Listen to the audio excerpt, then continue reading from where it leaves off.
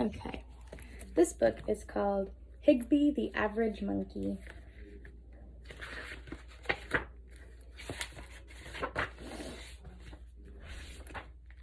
Higby the monkey had big dreams. He wanted to be important. He wanted to make a difference. He wanted to be more than just the average monkey. Higby loved his life in the zoo, but he wondered what things might be like if he did other things. A little girl and her mother stopped to visit Higby in his cage.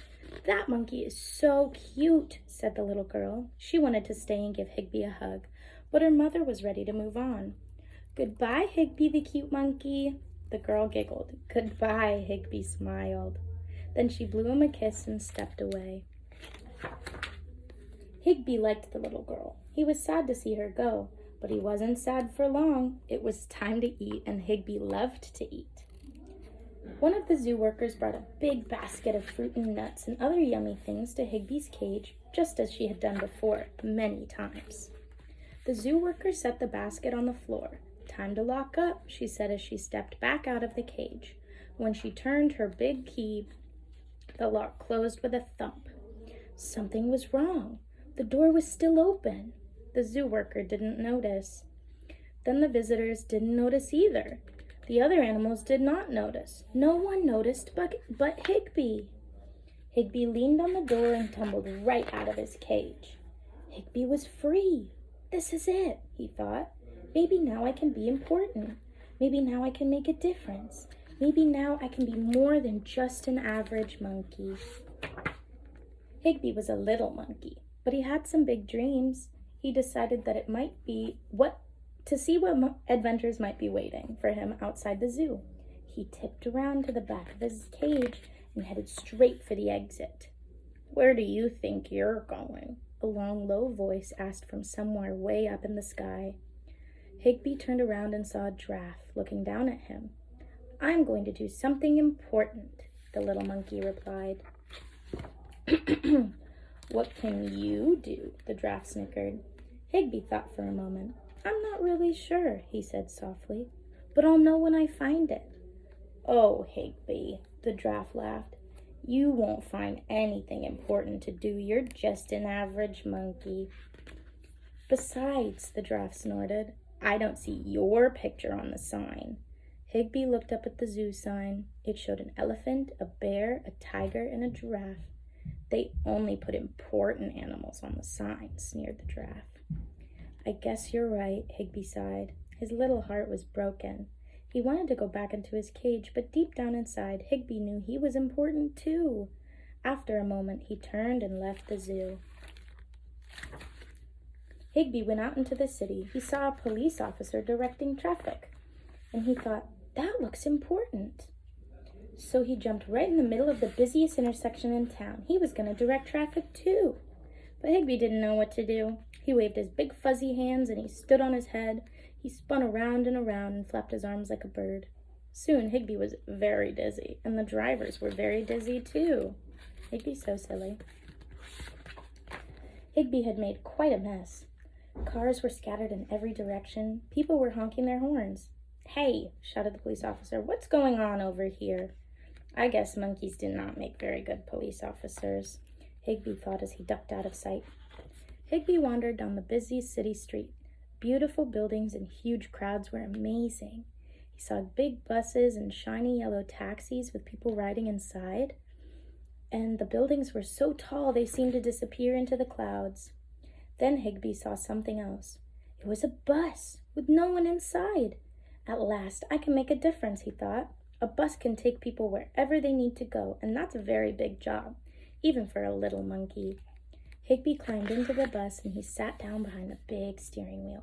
He stomped the gas pedal all the way down into the floor. As the bus roared into traffic, Higby remembered something very important. He didn't know how to drive. Bam! The bus crashed through a gate and landed in the museum fountain. Higby was lucky that no one got hurt. I guess monkeys don't make very good bus drivers, he thought. I gotta go in a minute. But Higby snuck back into the city. His pride was a little bumped and bruised. His heart was, too. The little monkey knew he could make a difference. He just wasn't sure what to do. He shuffled past an enormous metal gate. There were thousands of happy people on the other side. What are all those people cheering about? He wondered. The crowd surrounded a beautiful green field where some big men were playing a game. Wow, thought Higby, those men must be very important. Look at how much everybody loves them, and all they do is play. Higby froze in his tracks. I may not be big or important, but the little monkey thought with a smile, but I do know how to play. Kapow! Higby bolted through the crowd and he jumped down onto the field. He scooped up the ball and started running away as fast as he could. The players started shouting and the fans started shouting. The men chased Higby all the way across the field. Higby climbed the big green wall and jumped on the other side. The crowd roared with laughter. They had never seen anything like this at a baseball game before. But the players didn't think Higby was funny. He didn't mean to make them mad, but they were mad anyway. I guess monkeys don't make very good ball players, he thought. He shuffled out of the park and headed for home. Higby returned to the zoo. It was a nice place, but he was very sad. He wanted to be important and he wanted to make a difference, but nothing he ever did seemed to work out. The giraffe was right, Higby thought. I'm just an average monkey. It was getting dark and the zoo would be closing soon. Higby went back to his cage and pulled himself up on his little wooden swing. Then he thought about what a disappointing day. What's a monkey to do? Higby sighed. Just then, Higby heard a tiny little voice. You are so cute, the voice whispered, and Higby looked up. It was the little girl. She smiled. I have a brand new stuffed toy and it looks just like you. Higby saw the toy and it did look like him. You're my favorite animal in the whole zoo, said the little girl. I found this in the toys gift shop and I can't wait to take it to show all my friends at school. I'm going to tell them all about you. Higby didn't know what to think. He'd made the little girl happy, and that made a difference. He had been important the whole time, and he didn't need to be a police officer or a bus driver or a famous ball player. All he had to do was be himself. Maybe there's no such thing as an average monkey, Higby thought. Maybe God really does make each and every person special in his own way. Of course, there it is. The zoo became quiet, and the animals went to sleep for the night. Higby was very tired, too. As he drifted off to sleep, he smiled and thought to himself, I am more than an average monkey. And he was happy that he was special in his own way. I'm special just because I'm Higby. And he got his own sign at the zoo. Okay, all right, I gotta go. But I love you, and I hope you have a good sleep.